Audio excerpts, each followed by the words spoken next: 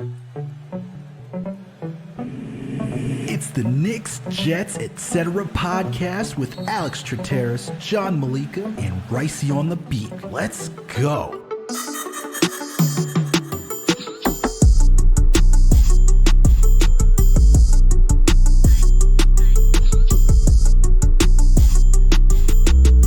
Raisi K, the Raisin Man.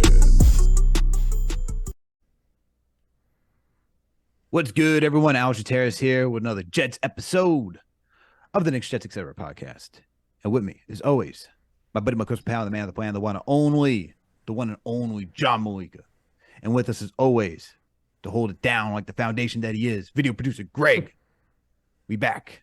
Jets are off, but we back. We got to give you this content while the Jets are hot, because who knows? The next time they'll be 6-3. Whoa, chill out, man. Come on. Yo, coming in hot before we even recorded, all pessimistic about the Knicks for losing one game. Now the Jets are sitting here 6-3, and you're upset. Yo, It's not one game, bro. It's not one game. yo, the Knicks are fine. The Rangers are fine. They're up 6-2 on the Red Wings right now. The Knicks and the Rangers right now, they're just beating on the teams that they're supposed to beat. And they're losing to the teams that they're supposed to lose to. Everything's fine over there. And on the other hand, we have the New York Football Jets, who are beating everyone, whether we're supposed to beat them or we're not supposed to beat them. That's why you can be hyped about them, man. They actually, on paper and on the field, look good.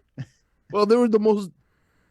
I mean, it is the bye week, so we can kind of riff for a little bit. Today we'll be doing the upcoming schedule. We'll go through it. We also have some midseason awards that we're gonna go through, but it's just nice to like be able to breathe, right? You know what I mean? Like right now, we'd be panicked about this week's game, thinking about injury reports and everything. Like not only was that such a disrespectful line that we had going into the bye week, in double digits at home. Like, come on, man. I know the Patriots game was bad, but come on.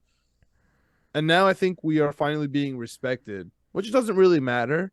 But I think the defense is just impossible not to respect them. And now we are going into the bye week hungry, positive, hungry. We see the light. Like they all see the playoffs. And I love what Coach Saleh preached going into the bye week, right? There was like the disaster with the other New York team, right? Who are also just as hot as us. And he was like, yo, we're not going into this bye week eating nachos and drinking beer.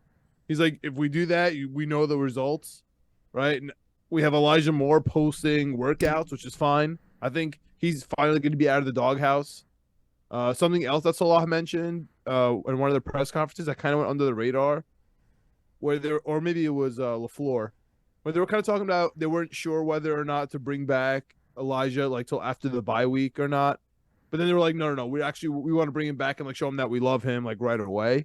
And so they went with that approach as well. But he's still in the doghouse. Like we saw all the comments from like all the players, including CJ Mosley, about like selfishness. And so he hasn't been getting targeted, but last week his snaps went up. I think he's gonna finally get into it now. So I love where the Jets are at, man. They're holding up all the New York teams for us. And they have redemption on their mind. Like imagine the Jets being 6-3. Again, we're gonna be underdogs. Right after we're 4.5 points, which is disrespectful.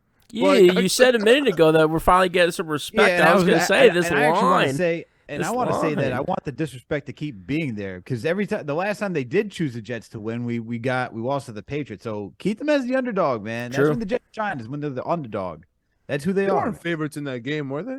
Against the Patriots. Yeah, there were people choosing yeah. the Jets. Well, like People in the NFL. That's what I meant. right? That's what I mean. Like people are Oh, starting yeah. to choose and like, no, just keep choosing the other team. Keep disrespecting the Jets that way, because I want them to show up and constantly shine like this. I feel like, I don't know, this is just the Jets fan in me, because I remember after, especially during the Rex Ryan years, 2 years back to back AFC championships. Then the next year, like, oh, the Jets will be there, and then we weren't there. So no, keep putting us down, because I want them to exceed expectations, because they've done that so far.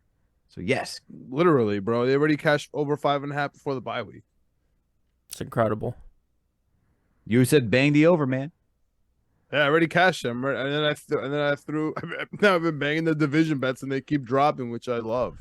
Yeah, So, what Greg, was it before the season? Was what, to make the playoffs plus 800, plus 850, and now we're trying to talk about trying to get the 5 seed, trying to win the division. It's still positive, dude. It's still, I think it's like plus 250 right now, still to make the playoffs. That's still being crazy. disrespected. But you were about to mention, you were about to make a comment on the plus 4.5 next week in New England, huh?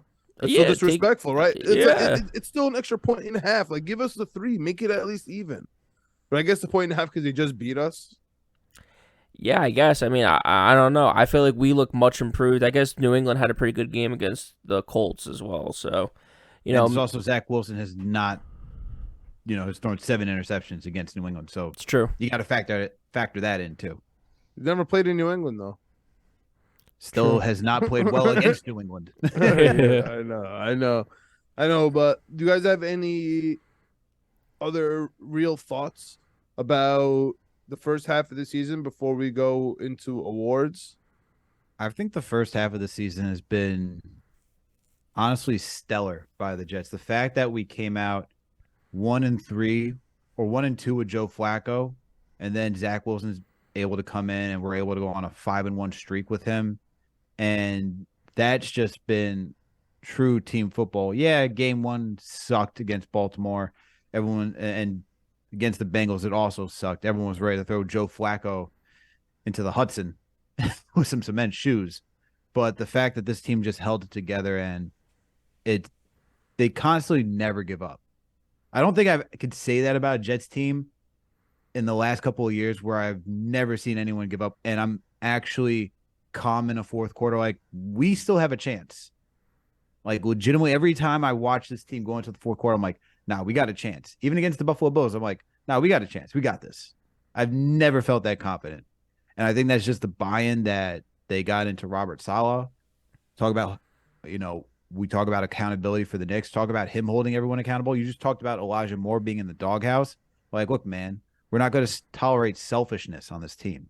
Just because it's not going your way, it's going the team's way right now. That's the greater good. We're thinking about the greater good right now. And we needed that's something. him. And we needed him too. Yeah, and we need him. And it's like, that's the stuff that when I see this team, it's just the culture's there. There's been awesome drafting, awesome free agency moves. We haven't overspent in free agency. Actually, it's killing it with the DJ Reed signing. He's been the best free agent signing in such a long time. So honestly, man, it's just the vibes are immaculate for the New York Jets. That is truly how I feel about this team right now. Greg, what are your first half season thoughts? Yeah, I mean, kind of same stuff. I mean, how can you not be excited about the way this first half is going? We talked in the preseason about how the first half is going to be grueling, and then afterwards it's tough because we got 3 all our divisional games are on the road after the bye week. But then this, the schedule softens up a little bit with the Lions and the Bears and some other teams. We'll get into it when we do our little preview of the second half. But, very, very happy with the way this first half's gone. I think it's also really important to just reiterate how well this team's been constructed because we've had injuries, whether it's a lot of injuries at one position like offensive line, or whether it's a major injury to like a major player in Breece Hall, who was the workhorse running back for us, was able to break big plays, was able to make things happen for this offense when it was struggling. And we lose him, and we're still able to keep rolling and keep going with Michael Carter, bring in James Robinson. Other guys step up. The one thing that I will say about Elijah Moore that I don't think we've touched on yet is there's a lot of talk between Michael Floor, Saleh, other people about moving him to the slot and trying to get some more plays out of the slot position, which is something that we've all talked about for the whole time. He's a smaller guy. He played a lot of slot in Ole Miss, and he came here and he was put on the outside because we needed outside guys. Well, we have Mims, we have Corey Davis when he's back, we have Garrett Wilson, who's a bigger body guy. He can be, bigger than Elijah Moore at least. So maybe it makes sense to move him more inside, try to get him the ball in space a little bit better, instead of just running 30 yards down the field every time trying to beat someone one-on-one. So I'm excited to see the second half what Elijah Moore can do. We need him, we need big plays. We're in the top of the league in explosive plays, this new stat everyone likes to talk about, explosive plays. we're up there with them. So on offense, so we're limiting them on defense. I think that's the other thing to talk about. This defense has done a complete 180. I mean, we were 32nd, 31st, and 30th in just about every defensive category last year, and now we're in top 10 in a lot of them. You know, you could talk about you could pick any stat really, and we're up there. So, very happy with the way this defense has turned around. Jeff Ulbrich has done a great job. People are calling for his job in the offseason, the early part of the season. To your guys' point, to start the season, it did not look good against the Ravens. It did not look good against the Bengals. Really didn't look that great against Cleveland, but we won that game, so people don't talk about it. And Cleveland's not very good. We're the Steelers, really. We relied on Zach Wilson, but we don't like to talk about that either. Yeah, so I think there's been some great things to pull from, whether it's the coaching staff, whether it's the front office being able to get the guys, or whether it's the individual players. We've seen individual great efforts from a lot of guys, and we'll talk about that when we get into our midseason awards. But here's the thing, and here's why this New York Jets team, this 2022 team, is different. Because they are pulling out those wins, those disgusting games, those disgusting wins that they have no business winning. You know what I mean? Like the Browns game, that was luck, fine. The Steelers game, we just gritted it out because we have a top defense, and then we were able to put one drive. And the same thing that happened with the Bills. You know what I mean? We're going crazy about this Bills game. It was just a solid special teams, right? We had a fake punt in there with Ashton Davis. Ashton Davis coming to save the day in 2 straight games. 2 straight crazy wins, right? Interception at one game and a punt and a fourth down fake punt. I mean, everybody's playing solid where the defense steps up and then the offense has to put one drive together. Yeah. Yeah, I mean, even the Buffalo Bills game, like you were saying, Zach Wilson, it was the fourth quarter, fumbles the ball away. And it's like, oh my God, this game's over. I can't believe we just lost. Like, we were on the, 20-yard line or whatever it was when that happened. And then Sauce just, boom, gets it right back with an interception on one of the best quarterbacks in the league.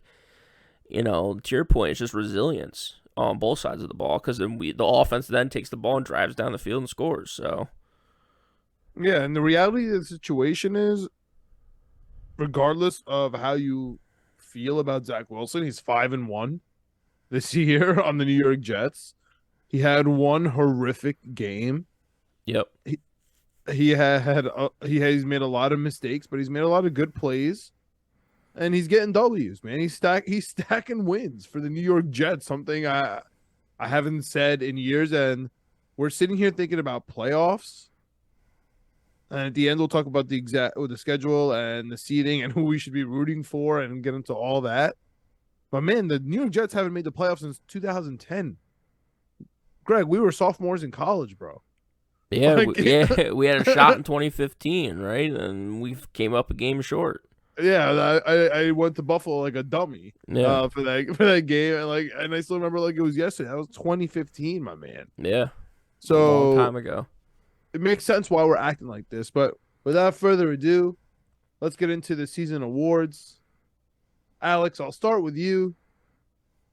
Who do you got as the midseason offensive MVP for the New York Jets? Mid-season offensive MVP.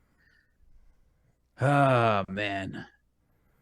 This is tough because the guy who I want to say is injured, and I actually am going to give it to him anyway because he got us to where we are, like regardless or not. He did it for most of the time, and that's Breece Hall, man. Like, I got to give it to Breece Hall, you know. That home run ability that Greg mentioned earlier in this podcast, that's something that we haven't had since what? Thomas Jones? You know, a guy that could consistently go up the middle or just go on the outside and like break one free and you're like, yo. But I think the difference is that Thomas Jones had a short stint on the Jets. The last guy who we had for a long tenure that could do that was Curtis Martin. So oh, there we go. He's bringing out the jersey right there. He's got the jersey. He's got the jersey right there. Literally a Thomas Jones jersey. I was like, you got the Thomas Jones. Yeah, there it is. Thomas Jones, baby. But I'm going to give it to Breece Hall just because of how he's helped. And look, you talk about during the Denver game, you know, how key he was during the Steelers game, everything in between, the Miami game. He's just shown up, man. And he's a true bell cow. Like you can give him the rock 20 times, and he's going to get some yards, and he can catch out of the backfield too. He's a better pass blocker that we talk about for Michael Carter, and that's why he's able to play all 3 downs. So I'm going to give it to Brees Hall because with him, the other guy I would give it to is Elijah Vera Tucker. In my opinion. I feel like those guys are like honorable mentions. Like they would have won the award if they were healthy for sure. They were our best 1-2 players for sure. Yeah, but I'm gonna stick with Brees Hall just because he got us here to this point. So I'm gonna leave it with Brees. You're feeling pessimistic today, huh? Any feelings about the Knicks taking the injured guys? That's fine. You could take Hall and AVT. We love them. Give them their props. AVT would have been my guy as well, so I'm with you. I am ready to get the new retro jerseys that aren't out yet, that are in my dreams. I'm ready to buy an AVT jersey. Oh, when that comes out. Greg, who's your offensive midseason MVP? One thing I just want to talk real quick about Alex is when you say pass catching out of the backfield too with Brees Hall, the thing that I love the most are those like wheel routes where they're looking for him for 30 yards down the field for home run balls. Like it's not just like a little dump off. He has pass catching ability. It's like he's legit hands down the field where he can make a play. And that's very exciting to see for a running back that can do it all. With true 3-down back if he's back and healthy next year. Bro, before he went for 80 attempts, he had 463 yards. Yeah. Averaging close to 6 yards a carry. Longest one was 62 yards, 4 TDs. Like, that's impressive. Receiving 218 yards off of 19 receptions. Dude's an animal. Like, yeah. Beast. So hopefully he's back healthy, ready to go next season. And I know I'm it's tough. giving it to him because he still get the stat sheet. Like out of receptions, he's still top 4. Rushing, he's still number 1. It's crazy. He's still number 1, dude. It's on this team to be specific. So that's why I'm giving it to him. Yeah. All right. So for mine, it's gonna be a guy that doesn't get talked about a lot. Oh, no, sorry. I was thinking of unsung hero. The offensive MVP, for me, it's easy. It's Garrett Wilson. I was thinking that. Easy. He's been incredible. I talked about it going into the season. I said between the 3 receivers, Elijah Moore, Corey Davis, and Garrett Wilson, I really see Garrett Wilson having the ability to lead this team in receiving. And to me now, it's not even close. Corey Davis, we knew he has injury problems. He's injured again. Elijah Moore, no one saw this coming where we're at with him. So Garrett Wilson's been able to hold it down. That's why this Elijah Moore thing is like a thorn in the side, but it's not absolutely tragic and ruining our season. Garrett Wilson's been incredible. I mean, so many different ways, whether it's just the ability to get open. We talked about that in the pre-draft process. We talked about that going into the season. He's great separation ability, great route running, incredible hands. But then now we're starting to see that after the catch ability where he's making guys miss. I don't know if you guys saw the breakdown from someone on Twitter where I think it was the first reception of the game maybe, caught the ball, looked to his right, saw the guy while he was spinning left, landed and then ducked back and the guy just missed him. Like he's starting to find that groove where he can do more than just catch the ball and run because it is, after all, his rookie season. He looks great. I mean, preseason, we all kind of had our feelings about taking a wide receiver in the first round. It seems to be the way the NFL is moving, with so many going in the first round and top-end guys going in the top 10, I guess top 15 with Justin Jefferson. So, it seems like another home run pick for us. He's been incredible. I love seeing him and Sauce Gardner vibing on the sidelines together. The rookies having a blast, really holding it down. So for me, Garrett Wilson, I think easy is the offensive MVP right now for me at the midseason point. Yeah, and his press conferences have been amazing. Also, all the One Jets Drive stuff where they have everybody mic'd up. He's like friends with a lot of the team, and you're right. He stepped up for Elijah Moore. I'm sure he's also the reason that Elijah Moore is pissed off.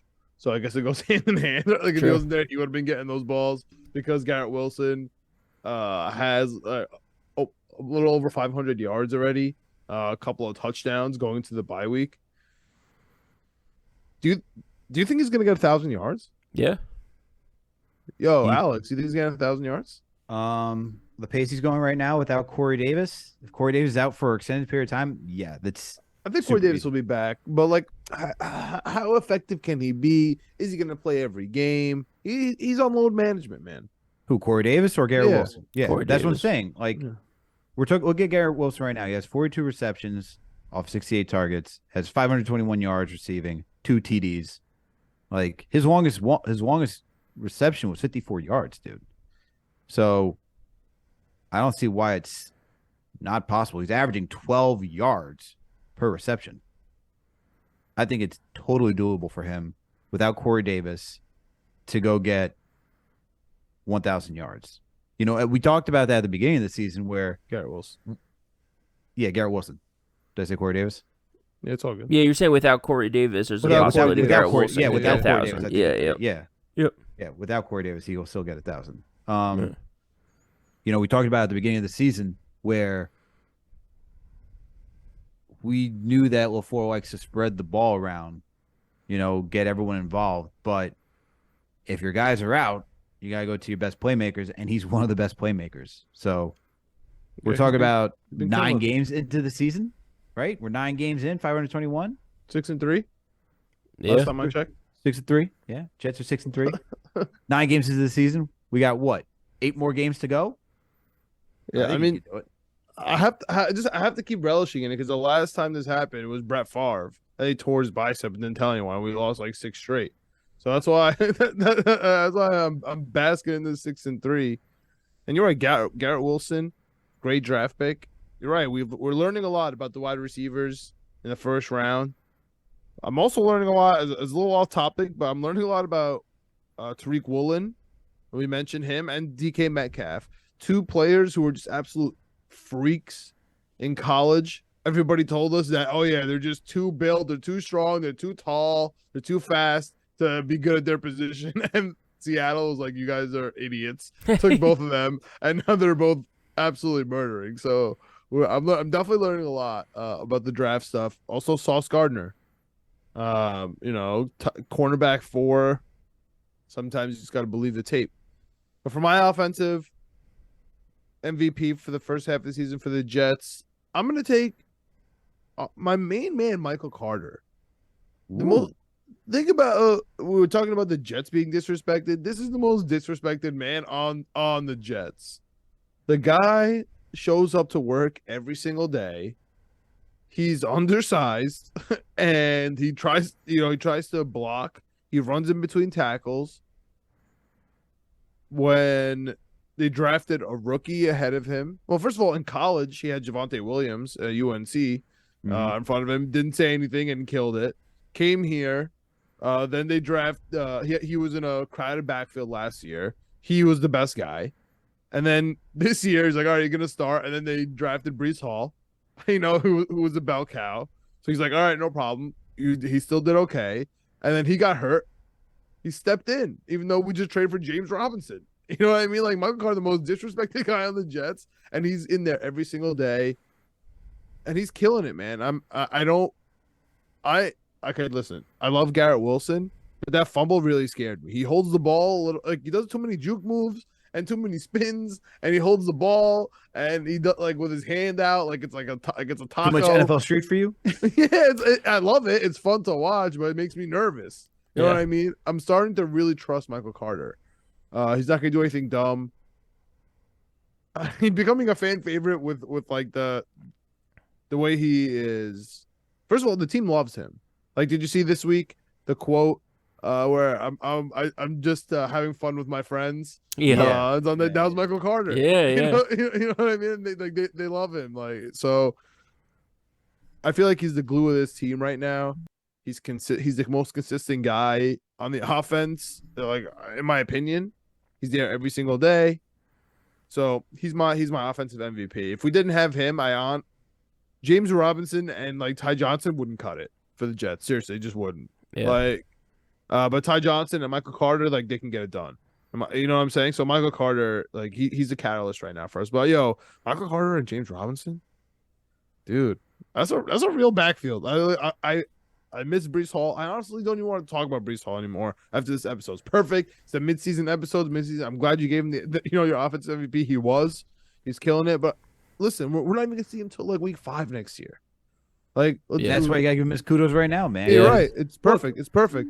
You gotta give him his kudos right now because he helped set this team up, man. And whether it's you could say, oh well, you should give it to somebody who's still active and is still healthy. Are we talking about this? Like we're waiting for Zach looked more. The most comfortable Zach has looked was against this Buffalo Bills team since he's can't come back off of injury. All right, Zach Wilson had the leisure to feel comfortable because he had a running back like Breece Hall who was killing it. You know what I mean? So that's why I just gotta give him his props. Well, I mean, yes, there's other guys in there too. I'm not saying from that Breece was analogy. like No, I'm saying from that analogy, I would say that the reason he was comfortable versus the Bills, if it has to do with Breece Hall, was because they saw what the running game can do because of Breece Hall. That's why we traded for James Robinson.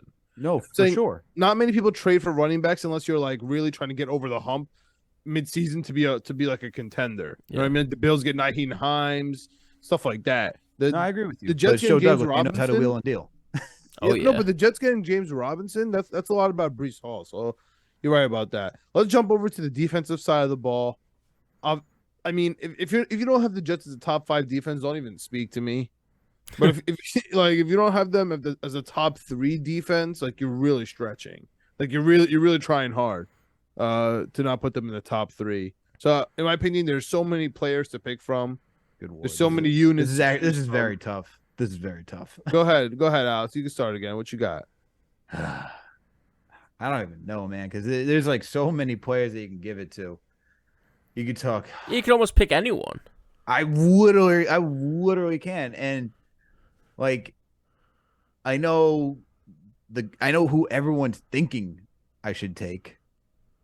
I know you guys probably would take him too if I don't take him, but I literally don't even know what you're talking about. You're going? Are we crazy right now? I feel like what you said could be used for like 3 different guys. Yeah, that's what I'm saying. I guess that's fair, right? Yeah. I guess it depends on like who are you focusing on more so. No, that's fair. I legit don't know who you're gonna choose right now. I'm thinking like I gotta go Quinnen Williams. That's who I'm thinking, bro. Like, Yeah. Okay. Yeah. I mean, you legit could have went Quinnen Williams there. You could have easily went Sauce Gardner there. You could have easily went DJ Reed there. You could have easily went CJ Mosley there. You could easily went even Bryce Huff there. And this is even though he plays like 10, but you know, snaps. He's the most inefficient player of all time. Him and Ashton Davis. But to be honest, 10 snaps. I We lost the game. Like I was thinking, like I'm choosing Quinnen, but I was thinking Sauce because he just gets all the name recognition, man. Like, every single day, you log in on any app, Twitter, Facebook, IG, it's Sauce Gardner. You name it, we are there. Yeah, no, seriously. Every Look at Von Miller after the game last week. He said, "Oh, Sauce is the real deal," like 3 times. He's like Sauce balled out. It's like that's Von Miller, Super Bowl champ Von Miller. We're talking about Darrelle Revis this week, talking about Sauce Gardner carrying the torch as one of the top Jets quarterbacks. Like his name is popping up everywhere. You can even look at the Johnny go get some ice cream video. Oh yeah. Who's the first person he's talking to? Sauce. He's everywhere. That's what I'm saying. I think everyone's going to be thinking Sauce should get him. I'm going to give it to Quinnen Williams because Quinn has just been an absolute beast, man. When you talk about up front, just mowing guys over, just demolishing offensive line, it's Quinnen Williams putting pressure on the quarterback, stopping the run game, blowing everything up. You know, he was upset not being on the field enough. This man's just a straight beast on the field. There's nothing else I can say about it. He's playing at such a high level. Maybe his contract year. You know, John always likes to talk about contract year, but that's exactly what I was gonna say as soon as you were done talking. Yeah, I was literally gonna say Quinnen Williams' contract year. Sign me up. Anyone contract year, bro. Come to me. I love you. I love you, and I'll pay you. Yo, like he got he got the highlight play of the year too. The fumble recovery, stiff arms, living daylights out of Tyreek Hill. Man, he's awesome. killing it. Even 17. Last He's leading the Jets right now in QB hits with 17. Yeah, He is disrupting everything in the backfield right now. He's 20 solo tackles, 13 assists, 6 tackles for loss of yards. Sure. Got 7 sacks. Yeah, I mean the He's an stats animal. are there. The stats are there, and they were never there before. But it was really important that he's changing the game. Versus the Bills, he made the game changing sack. Honestly, flipped the momentum right back on its head. You're right. That's a good pick, Greg. Who you got? Yeah, just real quick to finish up with Q Will. 7 sacks to Alex's point, 17 QB hits. The most he's ever had in his career, and we're halfway through the season. I get that he does a lot besides fill up the stat sheet, which he does all over the place. I get it. I mean, I'm talking about that game in Green Bay, but dude, he does a lot on the stat sheet too. He's having the best season of his career. We talked about going into the season. We said a big X factor is that he has to produce. First round pick, top end pick from Alabama. Kid's supposed to be a stud. Most sacks he's ever had in a season going into season 7. He already has that at the halfway point. Really impressive. I think definitely deserving of like the 1-1, 1A defensive player of the year for us for sure. I think with as Q Will goes, this defense goes. But what's been great to see is that when Q Will's going, Sauce Gardner's shutting people down and making it easy for this defensive line to eat. I mean, we talked about it. You can name a lot of guys on this defense for Defensive Player of the Year. I really do think Sauce Gardner is something special. Said it in the pre-draft process. People like Stingley, don't like Stingley. Love Sauce Gardner. Been watching him for 2 years. Dude, 2 years ago, Cincinnati's team, I have to look it up because there's just so many people from that team that have gone into the NFL now at this point. It's crazy, whether it's safeties. I think they've had 3 secondary players now in the NFL playing at a high level. 2 this year with Sauce and his teammate there, Kobe Bryant. So, dude, they've been really good. Sauce has been really good. And, I mean, we talked about it. And not only has he been really good on the field, he's been really good off the field. He's the one that Johnny interviewed to start the season, talk about getting ice cream. He's like, am I going to be getting ice cream? He's like, oh, yeah, you're going to be getting a lot of ice cream, whatever he says. How many games are you going to be winning? Oh, we're going to be winning a lot. And then there's the video of all the comments from back then. Oh, look at Sauce lying to this little kid's face. Look at Sauce lying right through his teeth. Look at Sauce. No, Sauce was right. Sauce was right. Sauce was confident. Yeah, Sauce might kill this kid based on how much ice cream they're getting. It's crazy. But, dude, he's supremely confident. And the reason he's supremely confident, as people say online, he's Randy Moss's body with DJ Revis's skill set. It's unbelievable to see on the field. It's unbelievable to watch. I love it. He's incredible. A little much, but I hope. I love it, dude. If you look at the measurables, it's Randy Moss's body and it's DJ Revis or it's Darrell Revis's play style. It's crazy, bro. Yeah, let's do it. On the season, this is Sauce's stats so far. He's got 2 NOs, 19 yards. Let's see, 13 pass deflections. He's got 44 tackles. 30 of them are solo, 14 are assisted, 3 for tackle for losses, 1 QB hit. Yeah, what was that QB hit? An absolute game changer to start the game for us against Miami. Yeah. Dude, he impacts the game so many ways. He had this pick 6 that wasn't in Green Bay. He's all over the place, man. He's making plays. He's winning belt after belt. He's got the sauce. He's got the sauce at Buffalo Wild Wings. It's delicious, by the way, if you fellas haven't tried it.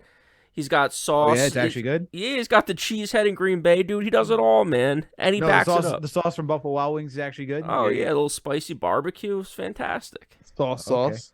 Oh, yeah. And speaking of sauce, dude, the NFL wide receivers who are supposed to be top-end guys, they're lost in the sauce. Jamar Chase. I mean, you could go through the whole list. It's absolutely incredible to see these guys just completely fail. The other thing, too, I want to point out, I watched a lot of videos over the last couple of days because Jets Twitter's been a buzz. And there's all the videos now of all the people talking about, look at who the Jets have played. Look at the quarterbacks the Jets have played. I've watched like 3 or 4 videos. They never bring up Joe Burrow. We played Joe Burrow week 3. Yeah, we lost. But Joe Burrow and Jamar Chase and T. Higgins and all these guys did not beat Sauce Gardner. He still locked these guys down, dude. He's legit. This defense is legit. And it's on the backs of Q Will and Sauce right now. But, John, There's a lot of My God. guys to go around. I don't know if you guys want to talk more about Sauce. We definitely can. But if not, John, who you got? I just want to say before John goes, Yeah. John, we started this podcast the last year of Adam Gase. My man, we've gone from Pierre Desir to Sauce Gardner. What a come up. Pierre Desir is tough, bro. Those are tough times. What a world. Tremaine Johnson was tough too. I think that was also on the squad when we started. Which is why I was nervous about DJ Reed, but DJ Reed is amazing. But I'm not gonna take DJ Reed, even though I literally love him. I'm gonna take the guy who's been here since we started the podcast, Alex. The guy who, honestly, without him, we'd have the worst linebackers in the NFL. Is this the guy that Greg hates? The guy. So Not only does Greg disgusting. hate, but I also want to prove how wrong Greg is, because Greg or I would say arguably the best defense in the league right now. The Jets sitting at 6-3. Guess who leads the AFC in tackles? Again, for all the dodos at home, you don't want to lead the league in tackles, but I would have to guess it's CJ Mosley. What do you mean? They're the best defense in the league, and he's leading the AFC halfway through the season with tackles. Why is that bad? Because you don't want your defense to be tackling people all the time. You want your defense to be on the sideline. You want your offense to be scoring points. Listen, man, he already has. I don't know about you. The point of the game is to score points, not get tackles. He already has 4.5 stuffs. He recorded a sack. He has 88 freaking tackles. He had that huge fumble recovery. He's an absolute beast. He makes up for, honestly, like, listen, I love Quan Alexander when he plays, but dude, Quincy Williams, man, just has some games where he's either literally the best player on the field or the worst, and CJ Mosley is able to hold that up. He's not a guy who's gonna jump ahead and get an interception. He's gonna let you catch the ball, but he's gonna make the tackle right away, which is huge for us, right? Like it's just what it is, and he's gonna stop the run. He also, according to Bill Belichick, he compared him, even though he's 38, he compared him to. Well, he's 30, right? He compared him to Shaq Darius Leonard in the way that it's as if they both know the exact play before it's even called because of how they react to it. I mean, he has no reason to compliment those guys.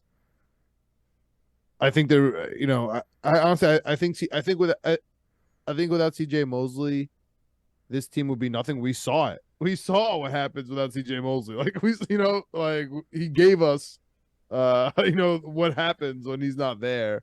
So that's the MVP. And listen, he's taking some responsibility when it comes to like the fans. Like he's talking directly to the fans this year, with every game, telling us to come, and then like telling us how it got the Bane mask on after. That Bane mask, man. I'm so happy he didn't bring it back. That was a little bit much. But anyway, other than that, I love everything I see with him. Because we also paid him. We're stuck with him for another 2 years. We restructured his contract, which is for the team and for himself. So, dude, I'm gonna give him my MVP right now, because without him, I don't know where this defense would be. Seriously. All right. Yeah. We got one more, right? Yeah, we do. I just want to talk a little bit about CJ Mosley real quick, because I will say this. He's definitely, I think, having the best season as a Jet since we signed him 4 years ago. That's part of my problem with CJ Mosley from the beginning, is that But he took 1 year off. he took 1 year off. He also missed 2019 with injury. And he got a touchdown in that game. Yeah, so, last year was his first really full year, even though he's been on the team for 3 years. Set the league record or led the league in tackles. Again, a stat you don't want to lead the league in.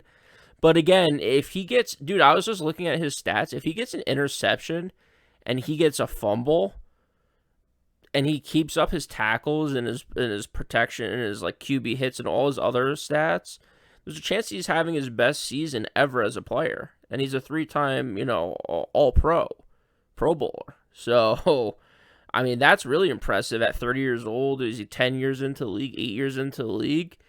That's really impressive. So, shout out to CJ if he keeps this up. We need linebackers, even though the Jets want to tell us they love the linebackers we got. We know we need linebackers, and he's been holding it down. So, happy for him. I don't want him to lead the league in tackles, but I would like to see an interception or a fumble here and there. Dude, he hits guys hard, and he breaks up a lot of passes. I don't know if that's like a stat that gets tracked and stuff like that, but there's a couple in the Bills game where at the point of the catch, he's hitting the guy, and they're dropping it. So, He's 4. yeah, and he's rocking people. So, he looks good, man. I'm happy for him. Yeah, so the last category here, we'll get to this quick. It's the most underrated player on any side of the ball, offense, defense, or special teams. Ooh. Which, man, that kind of opens the door because there's one who sticks right out to me who I just love so much. I can't stop staring at special teams. There's another guy who deserves those special teams, but we'll see. Greg, you want to start us off here first? Who you got, man? Yeah, we'll talk about Justin Hardy in a little bit, but for me right now, it's a guy flying. I think flying under the radar doesn't get talked about a lot, but the position group gets talked about. At this point, I would say ad nauseum. We talk about this offensive line day in and day out, week in and week out. I know that he probably doesn't have the best stats. I know that PFF probably doesn't rank him that high for whatever that's worth at this point because we absolutely hate their guts. But, dude, Connor McGovern to me, I knew you were going to say his name. center, I knew it. has been holding it down. We've been turnstile at all these positions. Besides him and Langston Tomlinson, we've been rotating guys in, bringing guys in, moving guys around, shuffling around. This guy's hurt. That guy's on IR. That guy's on IR. I mean, we got 4 tackles on IR right now. We can't keep these guys placed. Connor McGovern has been there. He's been holding it down. Maybe the most critical position besides left tackle on the offensive line. Has 2 different quarterbacks with Flacco. Had to get used to Flacco this offseason. Is helping Zach Wilson get comfortable, do what he needs to do since he's been back. Holding it down at the center position. Like I said, probably not the best stats. Probably not leading the league in any categories. PFF grades probably not that high. To me, I think he's a true unsung hero, flying under the radar, MVP type guy. That's my midseason award for underrated player on this Jets team so far. Any thoughts, Alex? No. Okay, you're just hyped. Connor McGovern's been good. He's been getting a lot of heat from Jets fans for a couple of years now. But you're right, Greg. He shows up every single day. He's the only guy that's literally there every single day. Literally the only guy that shows up every single day. And to add on to like Greg's point, like that's a good choice because the center is, you talk about the quarterback being the general on the field. The center controls the line, right? And he has to coordinate with everybody else between the tackles, the guards, and the tight ends. So the quarterback, dude, every single week is a different quarterback. You know what I mean? Yeah. So for him, that's a difficult job, and to know who each quarterback is different, as John pointed out. The line's changing. You're facing different teams every single day, and you're trying to stay on the same page with everybody. Yeah. They need to know this. They need, the reserves need to know the playbooks, but the communication between the offensive line still needs to be there. And the fact that we're still 6-3, you got to give kudos to the center. Respect to Connor McGovern, man. Respect. Facts. And I think Max Mitchell and George Fant are going to be coming back. So offensive line is looking good. It's looking like it's going to get healthier. You mentioned some guys on IR. For me, I'm taking CJ Uzomah, dude. I can't believe how impressive he's been without the stat sheet. Like he without him, the running game just isn't there. Somebody on Twitter pissed me off the other day. Because he commented under CJ Uzomah and said that you haven't done anything this year or you haven't done jack. So it pissed me off. So all I did was I picked one drive, just the last drive of the game, the winning drive, and I cut up CJ Uzomah like 6 plays on that run where he jammed someone. Like he just was hitting people and opening up lanes. 6 plays. on one drive. It was on the winning drive. Right, a game-winning drive, yeah. I mean, just unbelievable. Every time he's in motion, I get so excited, and I can't take my eyes off him, whether I'm at the game or whether it's on TV. Or whether I'm rewatching it, like he's really fun to watch in the all 22. He's like one of the really, really fun guys because he's always moving around and he always gets his body on someone. So I love CJ. He's been great, and he opens it up for Tyler Conklin, man. Him and Tyler Conklin, they had a play where they both had a sick block and they're both like hyping each other up. He's opening it up for them, so that's been really cool. Gives Ruckert that red shirt that we were talking about. He said that he's gonna be red shirt all year, and that turns out to be a thing. And listen. Yaboa. He got in the game last week. Dude. He was all over the film. I didn't notice he was in the game until I rewatched it. He was in a lot of the plays, man. He's in there. I love the tight end room. I love CJ Uzomah, and he's an extra O lineman that's been absolutely killing. So yeah, I'm okay. I'm okay with you taking the whole tight end group because, yeah, dude, I talked about the defense doing a 180. This tight end room has done a complete 180. I love Tyler Conklin. Like you said, that interview he did with EA was incredible for the Jets official podcast. Then dude, I felt like we were hanging out with him literally in our like college dorm room back in the day. Yeah, and then he's interacting with you on Twitter. He's interacting with everyone on Twitter. Like he's cool. He just seems to be chopping up. CJ, same thing. Like in all like the Jets, like the one jet drive stuff, the preseason stuff, what you see on social media, the clips and all that stuff. Both these guys seem to have good heads on their shoulders. They're entertaining. And they just seem like they want what's best for this team as two guys who just showed up this season. And it's been awesome to see. I mean, what a 180 this tight end room has done in one off season. It's been awesome, and I can't wait sitting in the wings, Jeremy Rucker, at some point get going because it's gonna get going. Uzomah's not only a leader, bro, but he's a winner. He was in the Super Bowl last year. Yeah, he's had some phenomenal seasons too. Like he's great. Yeah, and as Conklin said, the same old Jets, man. So he's said those words, and this team's living up to it. Dude, everyone said that. It's one thing that I've noticed over the last few weeks. Robert Saleh said it. Zach Wilson said a lot of these other people. Like all the same old Jets stuff. That's all before we got here. So none of that matters. And I love that mentality. I love hearing that from these guys because we've been suffering for 30 years. But these guys have it. Zach Wilson just showed up, and he's like, dude, I don't want all the baggage from all the Jet stuff. I just want to go out here and try to win games. And they're doing it, man. 6-3 is no joke. But that's why that Patriots game was such a huge loss for us, and why I'm, at this point, kind of happy that it happened. Because before that, it was like, I remember Conklin specifically, actually, now that we talk about it, saying, oh, yeah, I can't wait to play in this rivalry. I heard it's going to be crazy. And then it's not only crazy, man. Now you feel the refs, and now you hate the team. Like you hate them. They call timeout because they see your onside kick play, and they run it. Like you see how, like you see, like so now you hate the Patriots just as much as we do, and you're going in for redemption. So yeah, I love that. He's the one becoming one of us. Yeah, one thing. If Zach Wilson this pans out, Zach Wilson's here for a long time. After 7 interceptions in 2 games, I don't think we're ever gonna have to worry about Zach Wilson have a chip on his shoulder. I hope that stays with him for his whole career, and he wants to kill the Patriots every time he plays them because. And I hope he runs it 68 times. Yeah, and I hope this coaching staff too. From hearing this coaching staff, I hope we're up for you and we keep throwing go routes on them for the next 20 years. Because we're not gonna play them again. So this is it. Like there's nothing to be scared of. You know what I mean? Like for the season. This is it for the season. If we are up, we better run it up. And like worry about next year, dude. I better see 64. I better see 64 points on that scoreboard. Oh my god! All right. That's what I want to see. All right, I guess I'm taking the over. I guess I'm taking the over. Man. I want disrespect. I want Patriots fans to be leaving the arena in the third quarter. That's what I want. That would be fantastic. That would be incredible. That's what I want, bro. That's what I want. All right, Alex. For me, come on, man.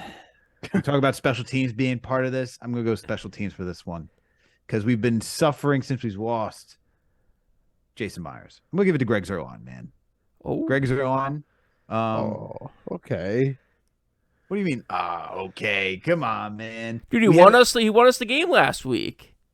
He did. Yeah, I'm with you, Alex. I'm riding for Greg Zuerlein. Look, man, 19 attempts, he's hit 16. He's hitting 84.2% of his field goals, 95.2 of the extra points. 20 he's hit 20 out of 21. Like, I'm going to give it to Greg Zuerlein because kicking has just been so abysmal for the last couple of years. Yeah. And he's helped us. Like, he's helped us win games. So, I'm going to give it to the kicker. I'm going to give it to Greg the leg. And It's a good man, good name. It's nice to finally have kicking, bro. I don't know. Like, after missing out on Jason Myers and him going back to Seattle. Did he go back to Seattle? He went back to Seattle, right? He went to Seattle. Well, we drafted Myers, right? And then he went to we didn't Seattle. draft Myers. Nah, we signed him in the offseason. But after losing him, we're just down bad. So I'm gonna go with Greg Zuerlein. John, let's hear why you're not thrilled with Greg Zuerlein. He's fine. I just I don't know if I'm giving him my MVP of anything where this is the unsung hero. This is an MVP. He's an MVP. He's just an unsung hero, dude. Just an underrated guy that's helping us out. By the way, we won because Greg Zuerlein hit the game-winning field goal. We also won and we're in a position to hit a game-winning field goal because Tyler Bass missed a field goal going into halftime. So again, special team double whammy. It counts. It helps. I like the special teams getting a little shout out here at our midseason awards. All right, but how about New England? Are we not in the game really because of Greg Zuerlein or not? Oh my god. That was one game. No, it's not because we were not in the game because of Greg Zuerlein. We weren't in the game because someone decided to throw 3 interceptions that game. Okay. Oh, I was gonna say we weren't in the game because apparently we hit people too hard. I was gonna say it's the refs' fault we weren't in the game. Too. We should be up 17-3 or 6 or whatever it was. I mean, I'm not here to tear him down. He's doing fine, but like the Green Bay game, we kind of saved him. He missed a critical field goal. Baltimore didn't do us any favors. First game of the year, that game is burned in my head. I don't know. He's fine. He's fine. I don't know. I don't know if I'm saying if we're going special teams for me, I'm going Justin Hardy, dude. Yeah. He's so damn good. I love him. I love him so much. But Braden Mann too. But he's had like Braden Mann is to Greg Zuerlein. Like he's had like 3 muff punts I can think off the top of my head. But then he's also had 2 onside kicks that saved us games. You know what I mean? So I don't know. I mean, they've been fine. They've been fine. I'm not gonna hate on them. They've been fine. We need them, so they, you know what I'm saying? They're fine. All right, those are our midseason awards. Hope you had fun chopping it up with us. Let us know who you got for your offensive, defensive, and underdog, I guess, award, or unsung hero for the midway point through the season. But here we are, midway point through the season. You can still grab the Jets at plus 1,200 for the division. Shout out to Winning Picks Weekly on Twitter. Winning P Weekly under the Knicks, Jets, etc. tab on YouTube. There's a playlist for the NFL and the NCAA college football. We go through every game every week. You could also take the Jets at plus 250 right now. Still underdog, still being disrespected to make the playoffs, even though we're at 6-3, guys. So what we're going to do right now is let's go through the remaining parts of the schedule because I've been going through listening to our Claudio episode, and even though some of it's aged well, some of it's aged bad, it's time for a change. Things are changing week to week here in the NFL. It's time we updated it. So we've mentioned it a bunch of times here. I don't know how anyone can look each other in the face if you don't take a W here. So let's just start here. Does anyone have us losing the New England Patriots after the bye week? No. Okay. Okay, No. that's what I thought. It's not worth speaking about because We're winning by 64. It's okay. exactly. Yeah, Greg has this scored 64 5 minutes ago. So okay. 7-3. I mean, 7-3 is guaranteed playoffs for me. But anyway. 7-3, guys. Bears at the Jets. Oh, by the way, that would mean the coin's officially wrong, and then stupid people could stop sending me that damn piece of paper coin. I'm so sick of it. That would be nice. So Jets can be the Patriots, 7-3. Bears at Jets. What do you got? Revis Day. We're winning. Yeah, I think this is a big breakout game for Zach Wilson. I just don't think that the Chicago really has a defense anymore. Nor Yeah, do they they have an have offense. They have an offense. They have Justin Fields, who set the single season record last week for rushing yards. I mean, the boy can move, but Yeah, no, Justin Fields can move. Does he have the receivers and the running backs to help?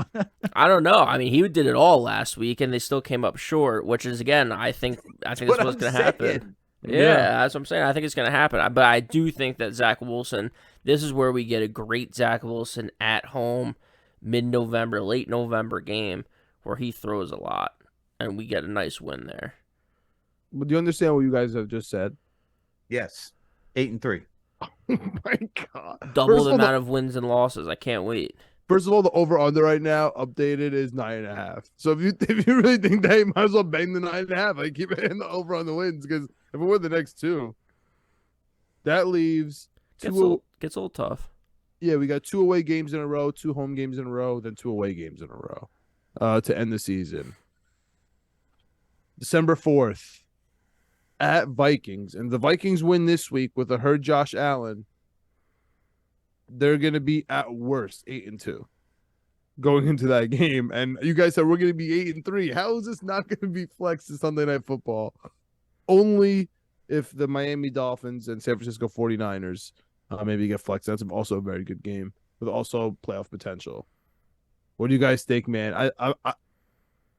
Yeah, I mean, you're gonna be there at the game with Greg, so I don't know if Greg's gonna make it. I would love for him to make it there, but I think I'm definitely going. I already have the tickets to the game. I just have to buy a flight. Greg, if the Jets are 8-3, he said 9 was the guarantee. So we'd have brother, it's not a guarantee. It's still up in the air. We'll see. Was it 8 or 9? Was it 8 or 9?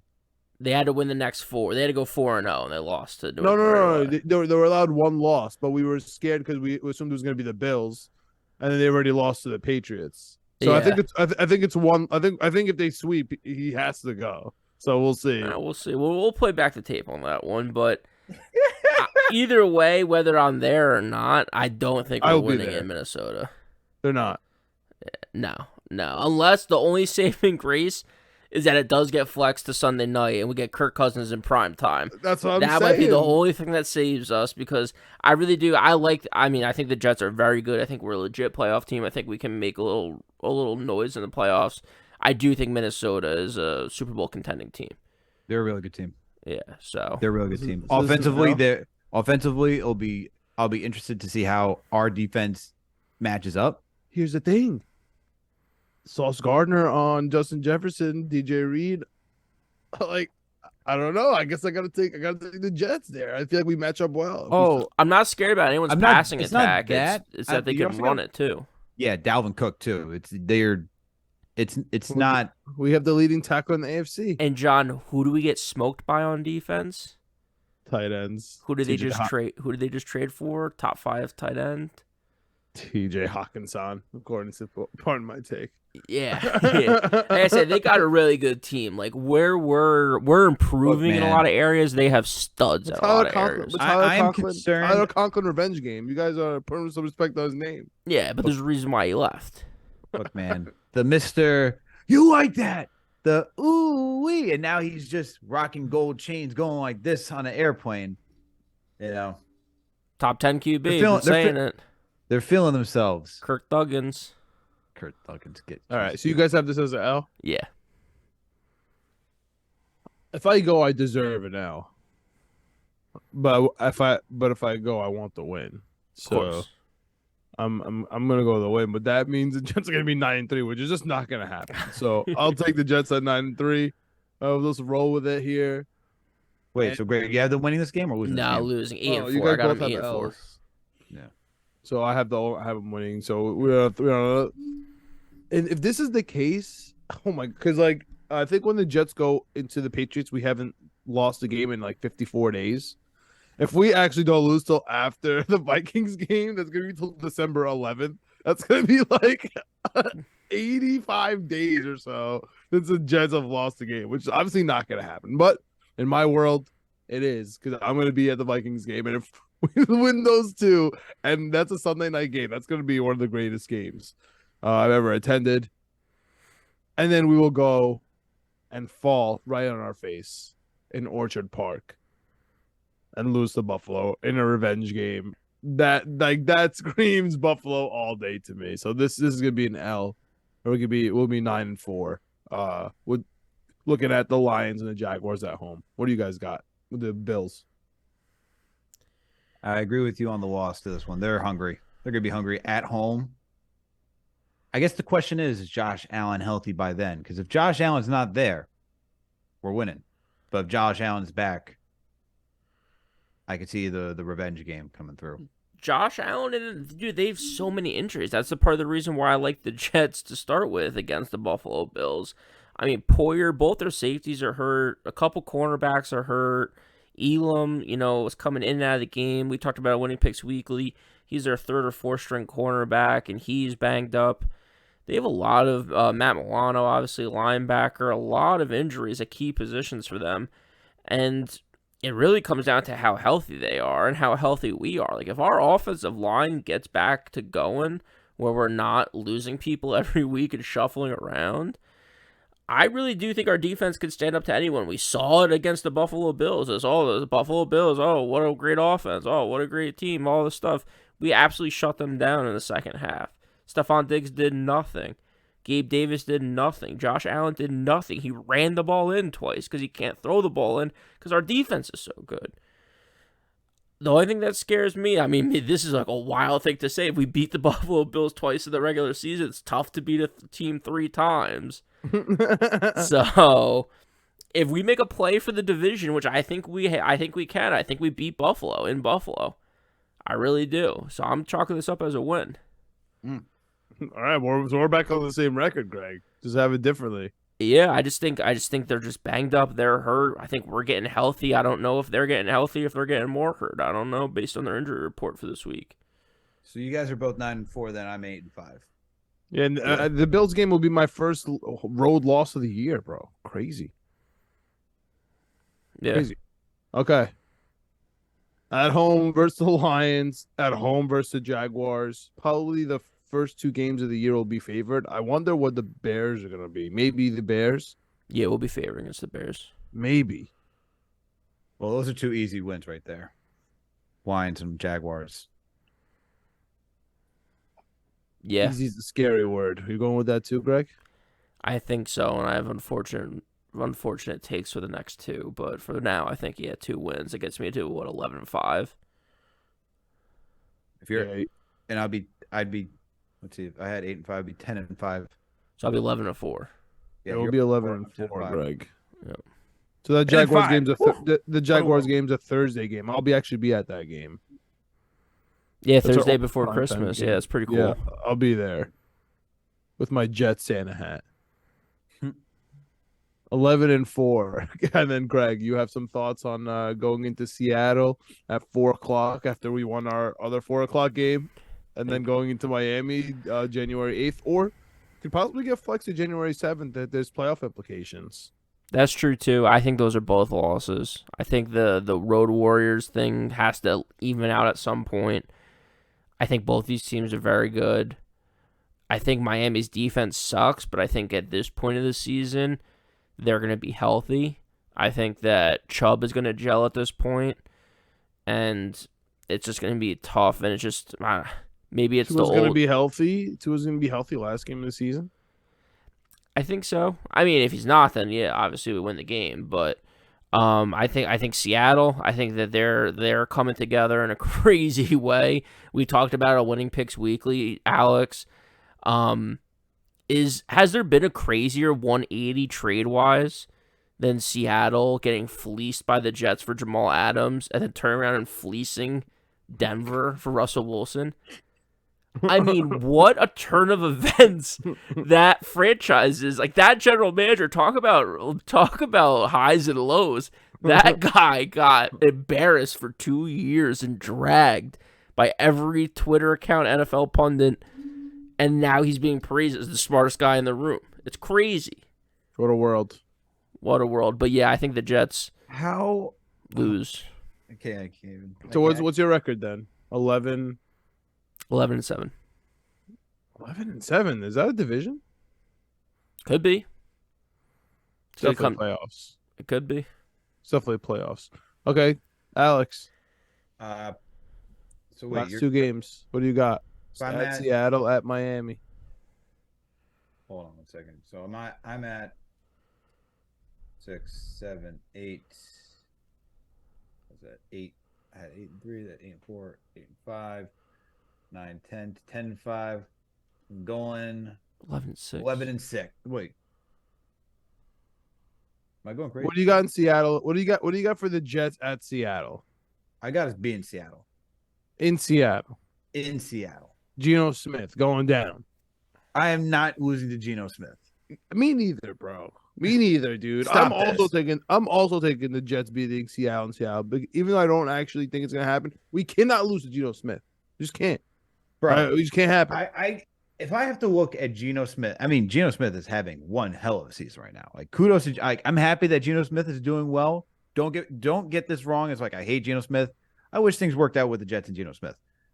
But he is throwing close to 2,200 yards, 15 touchdowns, 4 interceptions.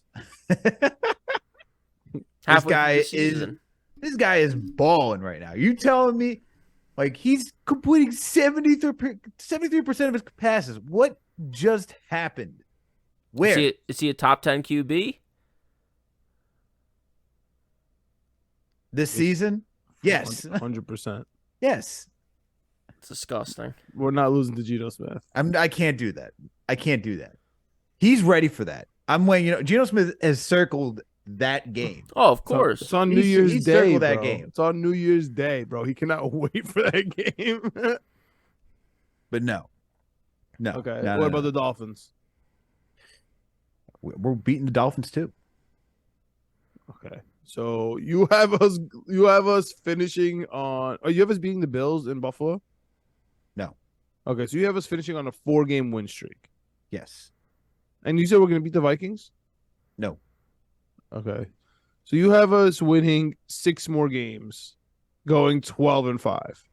Yes. Okay. Okay. Greg, what do you got? I had 11 I said I had set losses at Seattle and Miami, and then a loss at Minnesota. So that's 6 losses on the season. That gets me to 11 and 6 on the season. We are optimistic as hell right now. This is not looking good at all for the actual New York Jets. John's concerned, but yet we're 6-3. I don't know what you're talking about, bro. No. I'm not concerned about 6-3. I'm concerned about 12 wins. All right. John's gonna need a pacemaker. Do you think we have a legitimate shot at winning the division this year? I think we have a legitimate shot winning the division. Then the only issue for me is I think we're going to lose in Miami. I think we're going to lose in Buffalo. Those are 2 losses. Realistically, I think we're going to lose in Minnesota, even though I'm going to pray like I did for Green Bay that we win that game. So that's 6-6, right? I know that's not going to work out like that, but let's say that's 6-6 right there. And then give us another loss in Seattle, like going to the West Coast, 6-7. But then everything else has to be a win, like Patriots, Bears, Lions, Jaguars. Right, you have 10. So you have us at 10-7. Like I think that has to be the bottom. I think realistically that has to be the bottom for the Jets, like 10 wins. So if we get to 10 wins, that's guaranteed playoffs. So that means we have a realistic shot at the division. Because if we shock anyone and we win in the Vikings, if we shock anyone and the Bills aren't healthy, we win in Buffalo, like you guys said. If we better take care of business at home versus the Lions and Jaguars. If we shock anyone and win in Seattle versus Geno, if we shock anyone and win in Miami, that's 4 shockable games. We've done it a bunch of times all year already. You know what I mean? We already had 4 shockable games in the first half, which scares me. Like, is it going to even out, or is this Jets team real? In my opinion, they honestly are real. Optimistic life. We're about to go on a 3-game win streak. 3-game win streak, lose to the Bills. Another 3-game win streak. You can, Alex. Before you do, I just want you to realize that the most optimistic Jets fan in the world, John Meleka, has the worst record out of the 3 of us. So I'm worried about something. Wins. I got 12 wins, but I think I thought you had 10. Okay, that's what I'm trying to say. I think we're gonna go on a 3-game win streak. Okay, we're gonna beat the Patriots, then come home. So you and Alex have 12. Bears, I have 11. Go to the Vikings, lose to the Bills. In this case, we're only losing 2 more games, and that's at the Bills and at the Dolphins. I mean, that's just insane. It's not gonna happen, but sure, I want. Hey, whoa. it's so interesting how the season's really flipped on its head. John would be like, no, we're winning next week. No, we're winning next week. Now it's like, guys, come on now. We gotta temper expectations over here. I mean, yeah, like I don't have them losing for 85 days until they beat the Bills, and they're gonna lose once, and we're gonna win for another month and a half. It's very unrealistic, man. It's the easy part of the schedule. Let me ask you this: Yeah. Who are you have the Jets as the top 3 defense, right? Yeah. Okay. Who are the top 2? That's a good question. I would have to give it up to Denver, but I don't know what's gonna come out of them after. I gotta go to like healthy Buffalo. I would say would be number 1. Okay. Healthy Buffalo, Denver. I know my 2 answers. Patriots. All right. Patriots are there. Who else? Eagles and the Dallas Cowboys. Yeah, but who cares about them? That's NFC. Are Oh, you we're talking talking AFC? best. No, So I'm wait, talking you think about we have a overall. I'm top talking 3 overall. AFC defense or top 3 defense in the NFL? Top 3 defense in the NFL. I think we have it in the NFL, but like what really matters to me is AFC. Like the Ravens have a top defense. They scare me too. Okay. These I'm are just all saying- like arguments for me I'm just saying, like, off the top of my head. the only top defense then that the Seahawks played is Denver. Pittsburgh top defense. I'm just saying, Seattle, like they've played Denver. Seattle's a good defense too. Hey man, What's that mean? I don't understand. I'm just saying that Geno Smith's not winning. You're saying we're gonna lose out in Seattle. I'm just saying they haven't played a top defense like this, man. That's all I'm saying. That's a fact. That's a fact. And that's why I'm confident in these games. Like I trust our defense matching up. I'm scared of the Bears, to be honest with you guys. We kind of poo-pooed them, but we suck against tight ends. We suck against quarterbacks on the run. And we suck against running backs out of the backfield. That's literally the only 3 things that the Bears do. So I'm a little worried about that game, if I'm being honest. We're gonna beat the Patriots Redemption. The Vikings game we match up well, so I think we should beat them. If the Bills aren't healthy, technically we should beat them. I'm just scared. I'll be honest, I'm just scared. We should kill the Lions. We should kill the Jaguars because they suck. Seahawks, we should beat them. Everyone should beat the Seahawks, but they've just been good every single week. But we're gonna lose to the Dolphins. I don't know. We'll see. We better bottom out at 10. And I think we're gonna max out at 12. 12 wins us a division though. Yeah, 12. I think 12 definitely does. I was just looking at everyone else's schedule and like Miami still has to play. They play the Browns this week, which I think is going to be tough, but they still have to play the 49ers, the Chargers, the Bills, the Packers, the Patriots, the Jets. Like that's a tough schedule. Oh yeah, they're gonna lose a bunch of those games. Yeah. Oh, What's the man. Patriots schedule? They have after us. They go to the Vikings. Oh, and that's an 8:20 game. Is that Thanksgiving? It's Thanksgiving, yeah. They play Oh Thanksgiving my night. goodness, dude! The Vikings are going through a gauntlet right now. Yeah, they're going through the AFC East, baby. Wow, dude, that's crazy for the Vikings, dude. I didn't realize that. Yeah, they play the Bills this week and then the Patriots next week. Top 10 QB is going to handle it all. Okay, I hope so. That'd be fantastic. I hope not. All right, so the Patriots are home versus the Jets, at Vikings, home versus the Bills, and then they have a couple easy games. Cardinals, Raiders. Oh my God. Patriots are going to Las Vegas. That game might be 85-0. That might get Josh McDaniel fired. That game might. that game might be horrible. I didn't realize. Okay, and then Bengals, Dolphins, Bills to end it.